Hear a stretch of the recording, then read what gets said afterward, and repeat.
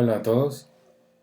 En este video vamos a dar inicio al tema número 2 del curso, que es el tema correspondiente a números reales.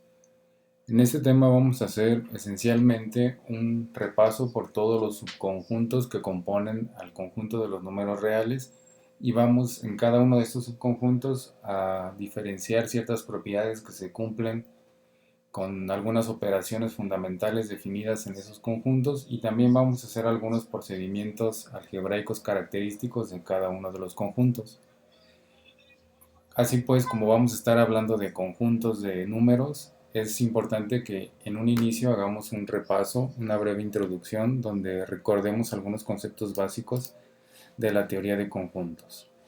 Una vez que recordemos todos esos conceptos, vamos a iniciar mostrando cómo se clasifican o cuáles son todos los subconjuntos que componen al conjunto de los números reales, que es el que nos interesa estudiar en este tema. Y vamos a ir hablando de uno por uno de estos subconjuntos, empezando con los números naturales, después los números enteros, pasando por los racionales y cómo es que los racionales, con un conjunto unión con los números que llamamos irracionales, vamos a poder formar el conjunto de los números enteros, perdón, de los números reales, y entonces sí vamos a trabajar con números reales, con el conjunto completo de los números reales. Entonces vamos a hacer primero un breve repaso les comentaba una introducción acerca de algunos conceptos muy básicos de la teoría de conjuntos. Y el primero de ellos pues es precisamente el concepto de conjunto. Vamos a definir nosotros a un conjunto como una colección de objetos. En términos matemáticos, pues estos objetos pueden ser números, pueden ser funciones, pueden ser polinomios, pueden ser matrices, pueden ser vectores, puede ser cualquier cosa en un contexto matemático, pero para que nosotros podamos agrupar a un conjunto de elementos como miembros de un conjunto, esos elementos tienen que compartir ciertas características en común. Por ejemplo, aquí tenemos un ejemplo. Usualmente a los conjuntos podemos recurrir a lo que se conoce como un diagrama de Venn, que no es más que dibujar o delimitar al conjunto con una figura geométrica que usualmente es una forma como esta, una elipse. Y dentro del conjunto vamos a escribir aquellos elementos que pertenecen a ese conjunto. Por ejemplo, aquí tenemos definido al conjunto de los números naturales pares menores de 9. Vamos a platicar más adelante, pero de manera intuitiva los números naturales pues son los números que nos sirven para contar. O los podemos definir como números enteros que son positivos. Entonces si yo agrupo en un conjunto a los números naturales pares menores de 9, pues voy a tener al 2, al 4, al 8, al 6 y ya no voy a tener al 10. Si bien el 10 es un número natural que es par, ya no es un número menor que 9. Entonces, por eso les comentaba, para que un elemento pueda pertenecer a un conjunto, tiene que tener todas las características necesarias que definen al conjunto. De tal suerte que todos los que sean miembros de un conjunto, pues van a tener esas características en común. Y entonces, por ejemplo, ahorita nos podemos imaginar un conjunto de todos los números pares, sin poner ninguna restricción. Podemos agrupar en un conjunto a todos los números que sean positivos, todos los números que sean negativos. Cualquier cosa que a nosotros se nos ocurra, si lo imponemos como condición, entonces podemos formar un conjunto que contenga todos los elementos que cumplan esa condición. Y entonces en este ejemplo, este conjunto está nombrado como T. En este curso vamos a procurar utilizar esta notación para hacer referencia a los conjuntos, que es una notación que comúnmente se le llama como doble negrita. Entonces todas las letras que sean mayúsculas y que tengan este tipo de letra van a hacer referencia a conjuntos. Esto no tiene ningún rigor matemático, ustedes pueden agarrar un libro y se van a dar cuenta que no se representa de esta manera, pero resulta muy útil académicamente que nosotros asignemos este tipo de letra para definir a los conjuntos y entonces tengamos claro cuando estamos hablando de un conjunto o de otra cosa dentro de los procedimientos que vamos a hacer en la asignatura. Y entonces, por ejemplo, aquí vamos a iniciar a hablar un poco de la notación. Cuando nosotros veamos esto, significa que en este caso X pertenece al conjunto T. Es decir, si nosotros nos regresamos a este ejemplo, podríamos poner que 2 pertenece. Este símbolo habla de que pertenece. 2 pertenece a T, 6 pertenece a T, 8 pertenece a T y 4 pertenece a T. Decíamos que 10 ya no es un elemento que pertenece a ese conjunto T, entonces la notación que vamos a utilizar es esta que tenemos aquí, que habla de una no pertenencia al conjunto. Y entonces podríamos poner sin ningún problema que 10 no pertenece a ese conjunto T. Y esto nos va a ser muy útil después en algunos ejercicios, sobre todo cuando estemos quizá expresando la solución de una desigualdad, que es un conjunto, etc. Y entonces, en resumen, un conjunto es una colección de objetos, que en esta asignatura nos van a interesar solamente aquellos conjuntos que sean de números. Entonces podemos particularizar y decir que un conjunto va a ser una colección de números que comparten ciertas características en común. Que cualquiera de los elementos que tomemos de ese conjunto, vamos a tener la certeza de que los elementos que tomamos tienen esas características en común. Y pueden ser elementos diferentes, pero que tienen esas características en común. ¿Cómo vamos a expresar un conjunto? Pues de manera general existen tres maneras, hay otras, pero nos vamos a concentrar en tres. La descripción verbal, que es lo que posiblemente nos encontraríamos en un ejercicio, donde con palabras nos están platicando cómo se define el conjunto. Por ejemplo, aquí dice el conjunto de los números naturales pares menores que 15. Esta es una descripción verbal donde mediante palabras nos platican qué características tienen en común todos los miembros de ese conjunto, y nos dice que son los números naturales pares menores que 15. Por extensión es cuando nosotros vamos a colocar entre llaves de forma explícita a todos los miembros de ese conjunto. Por ejemplo, en lugar de decir que el conjunto A contiene a los números naturales pares menores que 9, estoy colocando aquí a todos los números que sean pares y menores que 9, menores que 15, perdón. Y entonces, por extensión, podemos colocar a todos los miembros de ese conjunto. Evidentemente, si tengo conjuntos que tienen una cantidad muy grande de elementos, a la cantidad de elementos que tiene un conjunto la vamos a conocer como cardinalidad. Entonces, si tengo un conjunto con una cardinalidad muy grande o una cardinalidad infinita, porque hay conjuntos que tienen infinita cantidad de elementos, evidentemente este tipo de expresión para el conjunto no va a ser adecuada, porque esta lista se va a volver o muy larga o incluso sería una lista infinita de elementos. Para ese tipo de conjuntos, cuando estamos hablando de conjuntos que tienen infinita cantidad de elementos, vamos a utilizar una notación que se conoce por compresión o forma constructiva del conjunto. Y aquí lo que nos describen es usualmente mediante expresiones matemáticas, pero también se puede mediante palabras describir a los miembros que pertenecen al conjunto. Por ejemplo, aquí tenemos X, este símbolo o esta línea vertical se lee como tal que, y entonces nos dice que el conjunto contiene a X tal que X es un número natural par menor que 15. Esta descripción o esta condición usualmente nosotros la vamos a trabajar mediante conceptos matemáticos, es decir, vamos a establecer la condición mediante una función, etc. Bueno, eso sería para expresar a un conjunto. Dentro de este contexto, así como mencionábamos al inicio que nosotros vamos a hacer un repaso por todos los subconjuntos que forman a los números reales, pues tenemos que definir qué es un subconjunto. Y un subconjunto lo podemos entender de manera muy sencilla como una porción del conjunto. Por ejemplo, aquí tengo un conjunto B, que le correspondería a todo este diagrama, ese sería el conjunto B, y dentro de este conjunto B está definido un nuevo conjunto que se llama A. Y está visto de manera gráfica, pues A está completamente contenido dentro del conjunto B. Cuando esto ocurre, lo que vamos a decir es que A es un subconjunto de B. La manera de denotar eso es mediante este símbolo, ¿sí?, que podemos leer como que A está contenido en B. Y entonces cuando eso ocurre vamos a decir que A es un subconjunto de B. Caso contrario, nosotros podemos observar de manera gráfica que el conjunto B no está contenido en A. Y la forma de expresarlo mediante símbolos es este símbolo. Es el mismo símbolo, pero lo vamos a tachar, así como cuando decíamos pertenece y no pertenece, solamente le vamos a añadir una diagonal. Entonces, por ejemplo, ustedes podrán pensar que cuando tenemos un conjunto de números enteros, un subconjunto de los números enteros, pues serán aquellos enteros que sean positivos, y otro subconjunto pues van a ser aquellos números enteros que sean positivos. También podríamos hablar de que un subconjunto de todos los números enteros pues son aquellos que sean pares, y otro subconjunto aquellos que sean nones. Y así podemos estar definiendo subconjuntos dentro de conjuntos. Entonces, un conjunto que no contiene a ningún elemento lo vamos a conocer como un conjunto nulo o un conjunto vacío, y usualmente tiene asociado este símbolo. Esto nos va a ser muy útil, por ejemplo, cuando estemos resolviendo desigualdades. Habrá desigualdades que no tengan solución para cierto caso. Entonces vamos a decir que la solución está en el conjunto vacío o en el conjunto nulo. Es muy importante entender que este conjunto vacío no contiene a ningún elemento. Podemos creer que un conjunto que solamente contenga el número 0 es un conjunto vacío, pero no es así. Un conjunto que contiene nada más al número 0 es un conjunto que tiene un elemento, y ese elemento es el 0. También podría resultar conveniente que recordemos lo que es un conjunto universo.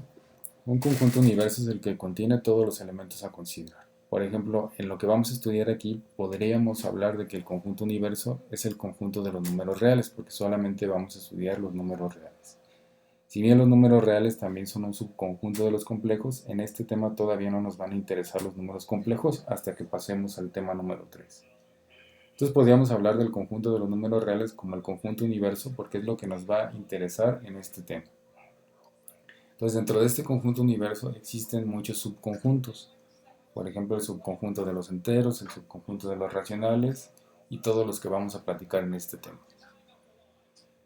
¿Por qué es útil esto? Porque cuando nosotros, por ejemplo, ya definamos el conjunto de los números racionales como subconjunto de los reales, vamos a hablar de un conjunto que es complemento de los números racionales, y es el conjunto de los números irracionales. ¿A qué nos referimos cuando hablamos de un complemento de un conjunto? Pues es precisamente que si yo tengo un conjunto universo, que en este caso está denotado con este rectángulo, y dentro de él existe un subconjunto que se llama A, todo lo que está fuera de este subconjunto A, pues son elementos que también pertenecen al conjunto U. Sin embargo, no pertenecen al subconjunto A. Entonces, a cualquier elemento que podamos ubicar aquí, por ejemplo, si aquí existe X, vamos a decir que X no pertenece al subconjunto A y sí pertenece al conjunto U. Además, entonces, todos los que estén fuera de A los vamos a agrupar en un nuevo conjunto que se va a conocer como el conjunto complemento de A. De tal suerte que si yo hago una unión entre el conjunto A y el conjunto complemento de A, voy a construir la totalidad del conjunto universo. ¿Y cómo representamos esto por compresión? Una de las notaciones que platicábamos en la diapositiva anterior, pues podríamos decir que el conjunto que es complemento de A es aquel que contenga a X que pertenezca al conjunto U, tal que X no pertenezca al conjunto A. Es decir, aquí ubicamos a X. X sí pertenece al conjunto U, pero X no pertenece al conjunto A. Entonces todos los elementos que podamos ubicar con estas características forman parte del complemento del conjunto A. Bien. Entonces ahorita ya hablamos de lo que es unión.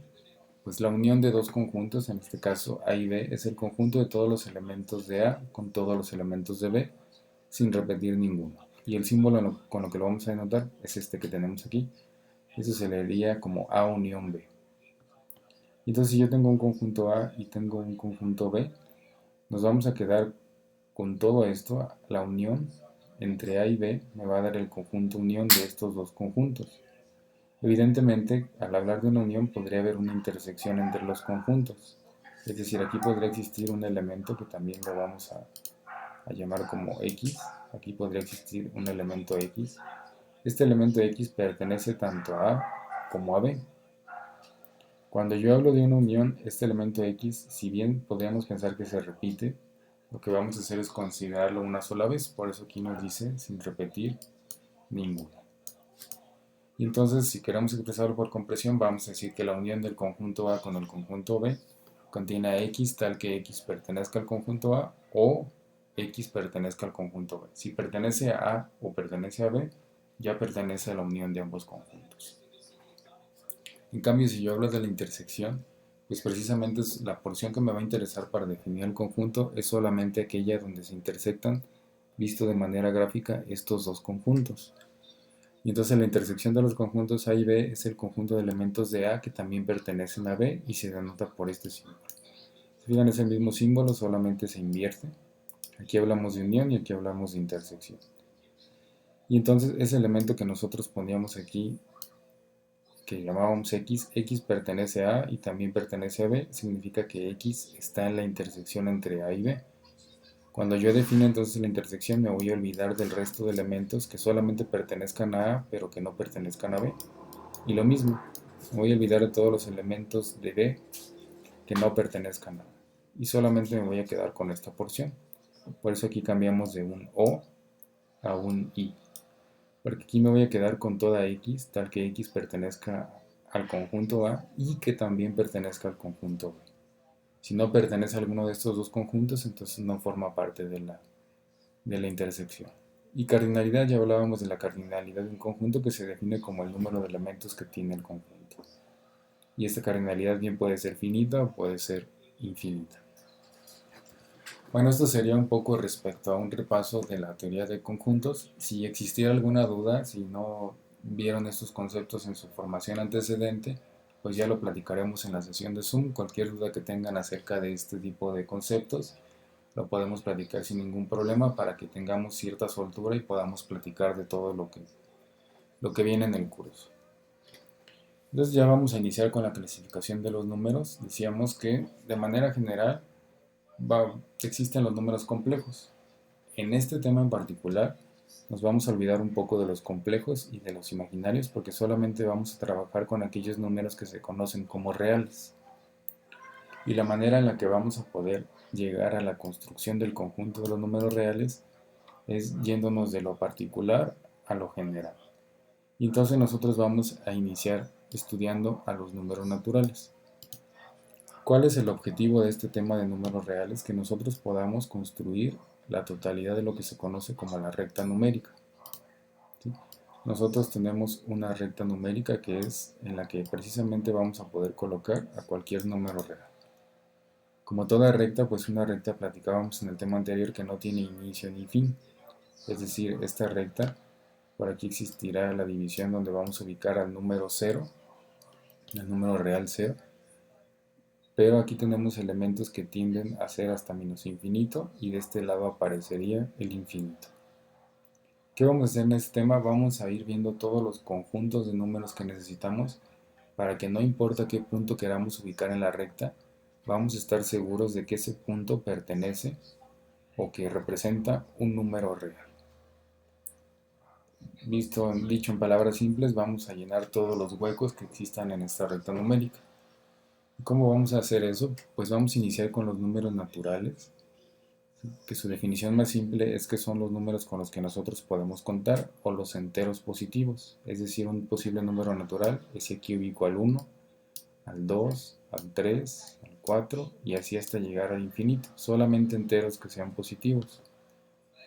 Si a este conjunto de números naturales le añadimos el 0 estaría por aquí, y además le añadimos a los negativos, enteros negativos, es decir, menos 1, menos 2, menos 3, menos 4, así hasta llegar a menos infinito, vamos a formar entonces al conjunto de números enteros.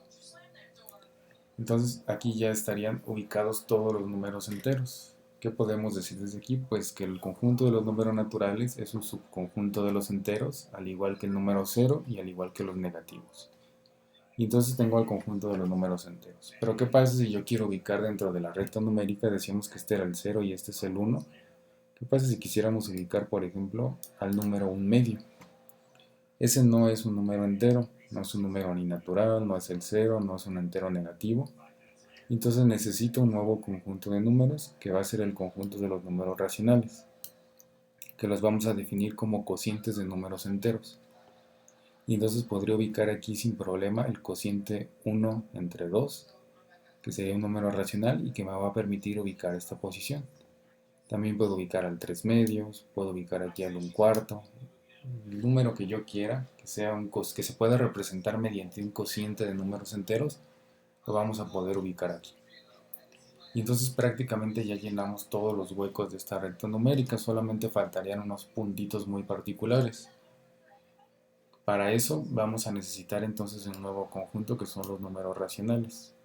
Por ejemplo, si nosotros quisiéramos ubicar a pi, sabemos que pi es igual a 3.1415 y todos los decimales que ustedes quieran. ¿Por qué? Porque pi tiene infinita cantidad de números decimales, de cifras significativas después del punto decimal. Nosotros podemos pasarnos la vida escribiendo decimales de pi.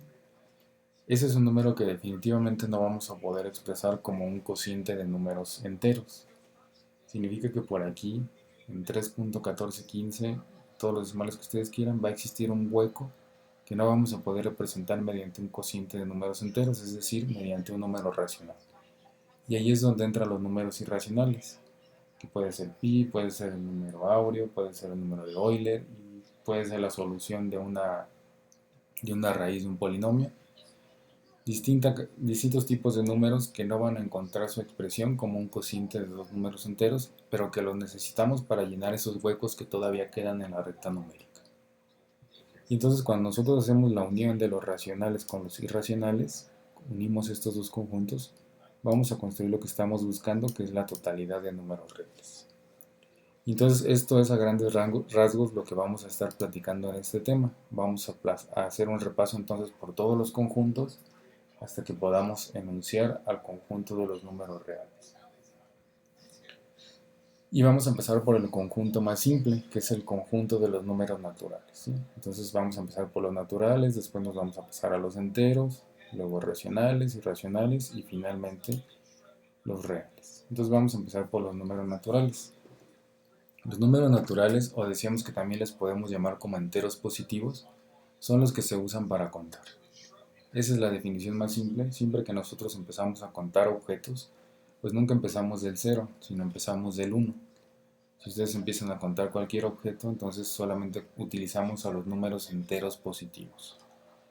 Es un conjunto entonces con esa definición así de simple, pero que contiene una cantidad infinita de números, porque nosotros podemos contar 1, 2, 3, 4 y así hasta llegar al infinito. Es decir, podemos decir que el conjunto de los números naturales es un conjunto de cardinalidad indefinida o cardinalidad infinita. ¿Por qué? Porque hay infinitos números naturales. Quien introdujo este conjunto de números fue Peano y lo hizo mediante unos postulados de manera muy elegante.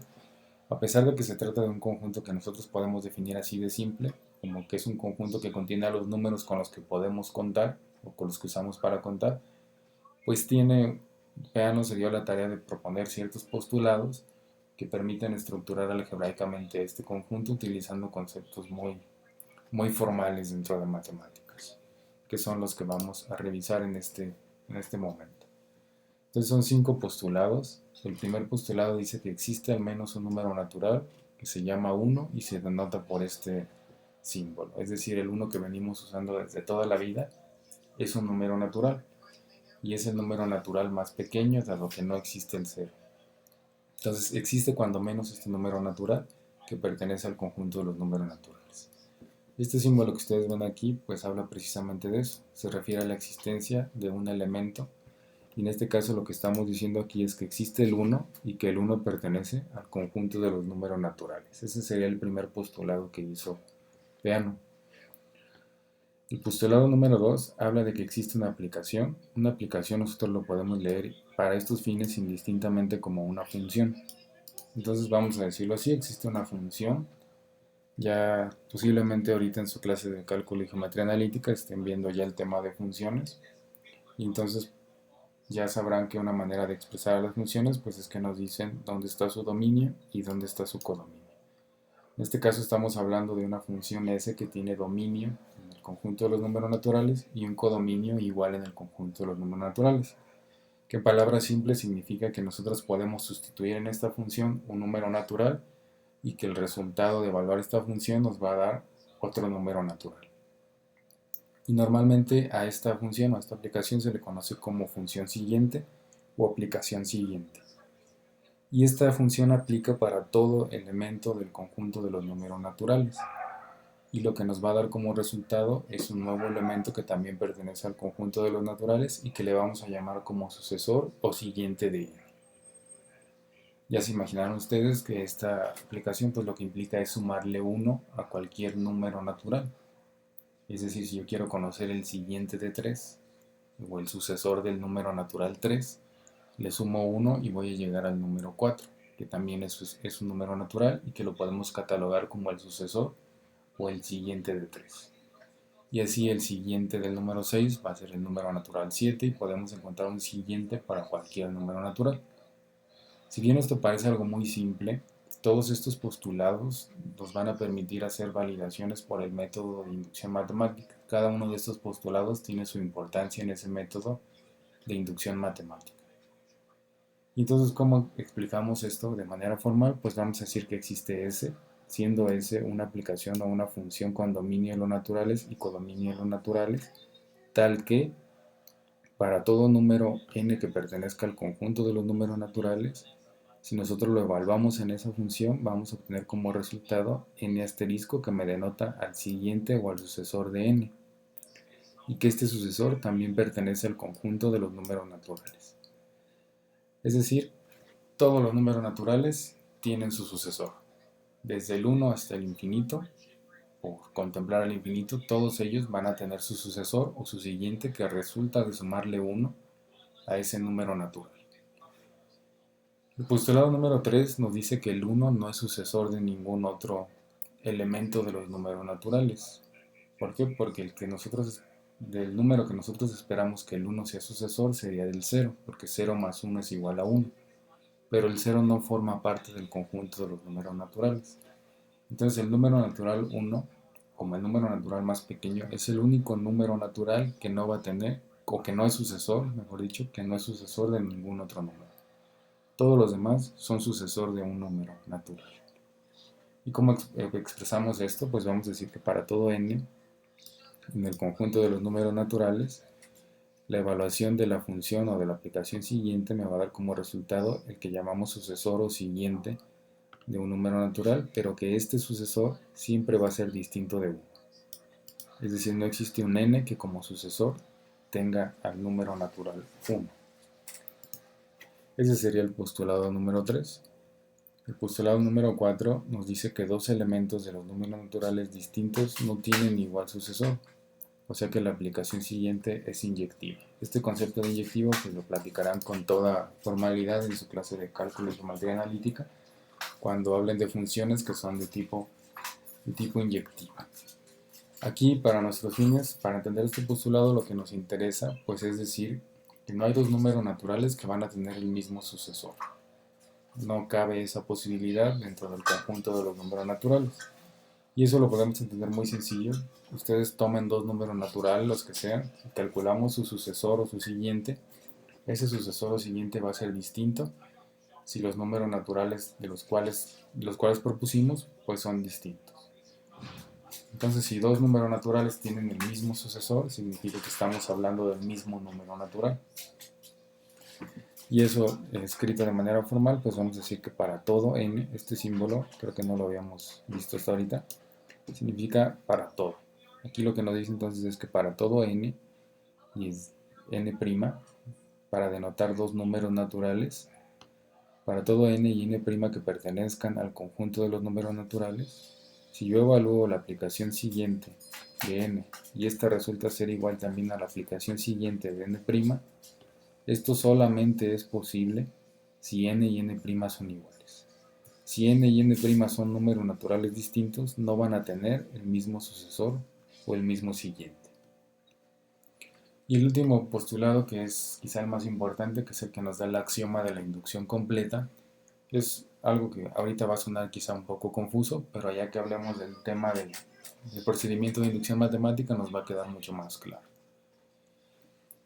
Nos dice que todo subconjunto n' de n significa que nosotros tenemos inicialmente, podemos hablar de que n, podemos hacer la analogía de que es el conjunto universo y que dentro de este conjunto universo existe uno que se conoce como n', un subconjunto de los números naturales que vamos a llamar n'.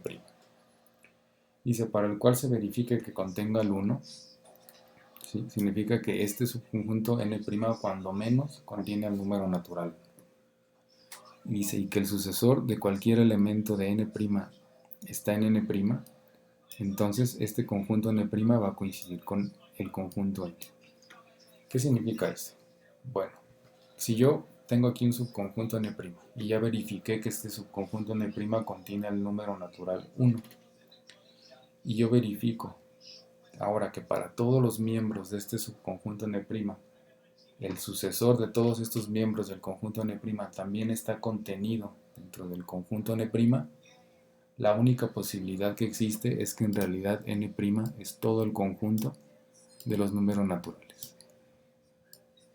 Y entonces esto me permite hacer validaciones de proposiciones definidas en el conjunto de los números naturales, porque si yo verifico primero que se contenga el 1 y después que se contenga que todos los elementos que pertenezcan a ese conjunto también esté contenido su sucesor dentro del mismo conjunto, pues la única posibilidad es que ambos conjuntos coinciden y que estoy hablando de la totalidad de números naturales.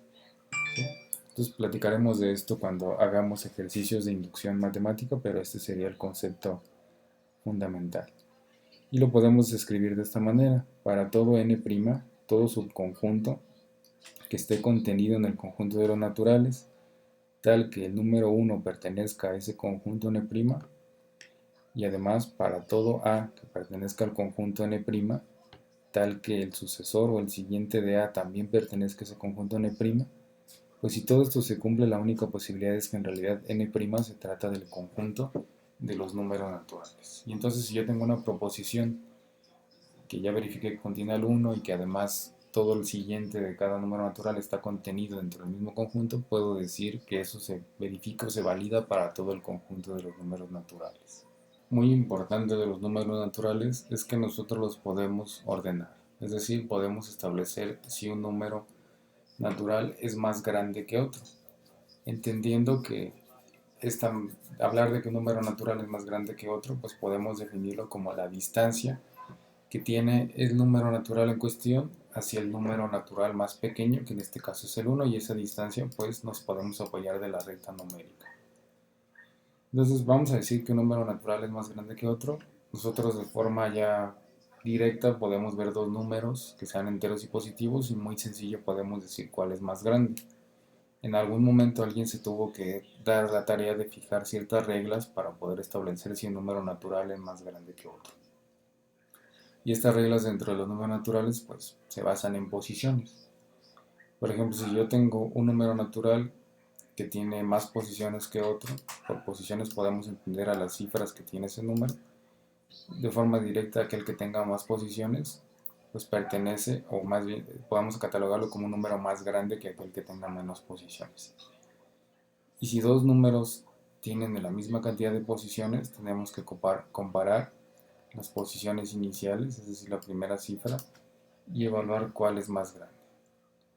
¿Cómo vamos a hacer eso? Pues podemos recurrir al uso o al empleo de la recta numérica, esa recta que hemos hablado a lo largo de esta presentación. Pues en la recta numérica nosotros podemos ubicar a todos los números naturales. Aquel que tenga mayor distancia con el número natural 1 es el que vamos a decir que es el número natural más grande cuando comparemos dos de ellos. Algunas operaciones definidas dentro del conjunto de los números naturales, pues es por ejemplo la suma. Nosotros sabemos sumar números naturales y sabemos que con esta suma pues se puede cumplir o no ciertas propiedades de las que se requieren para formar estructuras algebraicas. Recordando así de manera general que bueno, una estructura algebraica se va a formar por un conjunto y cuando menos una operación definida en ese conjunto. Este es un tema que ya platicarán ustedes con todo detalle en su asignatura de álgebra lineal, cuando hablen de conjuntos donde existe una operación binaria definida en ese conjunto, y van a platicar mucho de qué axiomas o propiedades se cumplen o no para esa operación definida en ese conjunto. Aquí solamente vamos a enlistar aquellas propiedades que sí se cumplen para ciertas operaciones en ciertos conjuntos. En este caso vamos a concentrarnos entonces en la suma y en la suma definida en los números naturales. Entonces la primera propiedad que cumple esta operación suma es la que se conoce como P cerradura. P cerradura nos dice que cuando sumemos dos números naturales, cualesquiera, no importa qué número natural nosotros estemos sumando, el resultado de esa suma va a ser otro número natural. Es decir, no hay forma de que nosotros sumemos dos números naturales y obtengamos, por ejemplo, como resultado un número racional, un número negativo o algo que no sea un número natural. También la suma es conmutativa, dado que no importa el orden de los sumandos, siempre vamos a llegar al mismo resultado. Yo puedo sumar a más b y es lo mismo que sumar b más a. Esto es de hecho una propiedad que nosotros vamos a demostrar más adelante haciendo uso de inducción matemática. Propiedad asociativa nos dice que la suma de números naturales debe hacerse en forma binaria. ¿Sí? Toda operación es binaria, dado que la vamos a operar con pares de números. Asociatividad lo que nos dice es que si yo tengo una serie de números naturales que se están sumando, por ejemplo aquí tengo 2 más 3 más 4, y del otro lado tengo la misma suma. ¿Qué está cambiando del lado izquierdo al lado derecho? Pues que aquí primero voy a sumar 2 más 3, y de este lado primero voy a hacer la suma de 3 más 4. Lo que me dice que la suma cumple la propiedad de asociatividad es que es lo mismo. No importa si yo primero sumo 2 y 3 y el resultado se lo sumo a 4, voy a llegar al mismo resultado si primero sumo 3 y 4 y el resultado lo sumo a 2. De eso nos indica la propiedad de asociatividad. Para la multiplicación de dos números naturales, también tenemos que se cumple la propiedad de cerradura. Si nosotros multiplicamos dos números naturales que son enteros positivos, el resultado siempre va a ser otro número natural, es decir, otro número entero positivo. Es conmutativo, yo puedo multiplicar 9 por 2, va a ser lo mismo que 2 por 9. Puedo alterar el orden de los factores y no me altera el resultado del producto. Y asociatividad, que es la misma propiedad que habíamos comentado en la diapositiva anterior, solamente que ahora en lugar de que se estén sumando los elementos, pues se van a estar multiplicando. Y entonces puedo hablar de que se cumplen estas mismas tres propiedades que se cumplían en la suma, pero en la multiplicación vamos a encontrar una propiedad adicional. En la multiplicación existe lo que se conoce como un neutro multiplicativo, o lo que también le podríamos llamar como un elemento idéntico. ¿Qué propiedad tiene este neutro multiplicativo? Pues es un número que pertenece al conjunto de los naturales que al multiplicarse por cualquier otro número, digamos que no lo va a alterar o no lo va a cambiar. Y ese número, pues ya se imaginarán ustedes que es el número natural 1. Cualquier número natural que yo multiplique por 1, como resultado voy a obtener el mismo número natural, sin importar si aquí yo coloco el 5, como es el caso, o pongo el 50 o el 5 millones. Cualquier número natural que multiplicamos por 1 nos va a dar como resultado ese mismo número natural. Esa es una propiedad que no se cumple en la suma, porque si nos regresamos a la suma, ustedes imaginarán que ese número que sumado a otro no lo altere y no lo cambie para nada, tendría que ser el 0. Pero el 0 no pertenece al conjunto de los números naturales, entonces por eso no se cumple esta propiedad dentro de la suma de los números naturales. En cambio en la multiplicación no hay ningún problema, si se cumple esta propiedad. Bueno, ya que platicamos un poco de las propiedades del conjunto de los números naturales, algunas características que tienen en común todos los números naturales, vamos a platicar de un procedimiento muy popular que nos sirve para demostrar la validez de proposiciones y que se conoce como inducción matemática, pero esto lo vamos a platicar con detalle en el siguiente video.